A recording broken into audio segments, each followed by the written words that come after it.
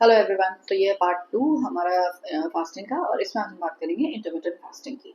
तो पहले तरह की फास्टिंग है 16:8। इसमें क्या होता है कि 16 घंटे आप कुछ नहीं खाते हो और 8 घंटे आप डिफाइन कर लेते हो कि हमको इतने देर में ही खाना है।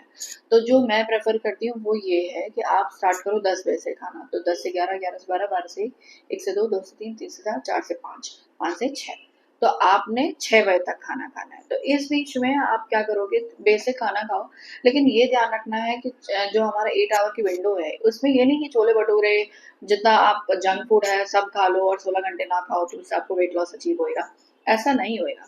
इसमें भी आपको बैलेंस तरीके से खाना है।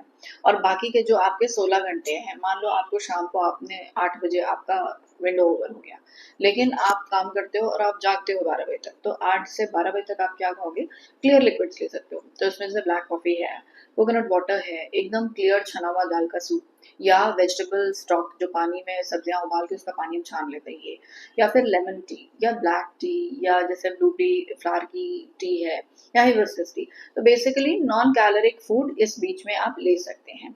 उसके अलावा फिर जो सेकंड आती है डाइट, वो है ऑल्टरनेट डे फास्टिंग। तो इसमें क्या करते हैं कि एक दिन आपने नॉर्मल अपना खाना पीना खाया, फिर नेक्स्ट डे आपने फास्ट रखा, उसमें क्या किया, एकदम मिनिमम कैलोरी वाला खाना खाया कि 500 कैलोरी के अंदर। तो जैसे उसमें आप क्या ले सकते हो, आप फ्रूट्स ले सकते हो, बॉइल्ड वेजिटेबल्स ले सकते हो, बॉइल्ड वेजिटेबल सूप्स ले सकते हो, मतलब फैट वगैरह का रिस्ट्रिक्शन करना पड़ेगा। तो उसके अलावा फिर जो मेरी फेवरेट है वो है 5:2। उसमें क्या करते हैं, 5 दिन हफ्ते में खाएंगे और एक दिन वही 500 कैलोरी से कम खाना खाना है। तो उसमें आप क्या कर सकते हो कि 3 दिन आपने अपना बेसिक लाइफस्टाइल किया, जिसमें मतलब लाइफस्टाइल मॉडिफिकेशन के साथ एक्सरसाइज, बैलेंस, खाना वाना। उसके बाद 3 दिन आपने ये नॉर्मल खाना पीना खाया, फिर एक दिन आपने कैलोरी रिस्ट्रिक्टेड 500 किलो कैलोरीज के अंदर वाला आपका फास्टिंग किया। फिर उसके बाद आपने 2 दिन आपने खाना पीना नॉर्मल खाया, उसके बाद फिर एक दिन फास्ट कर दिया। तो इससे प्रॉब्लम भी नहीं हुई। ऑल्टरनेट डे फास्टिंग भी ईजी है और करने वाले ये जो हमारा 16:8 है इसको भी कर लेते हैं। तो बेसिकली आपको सूट क्या करता है उसके अकॉर्डिंग आप अपना इंटरमिटेंट फास्टिंग कर सकते हो।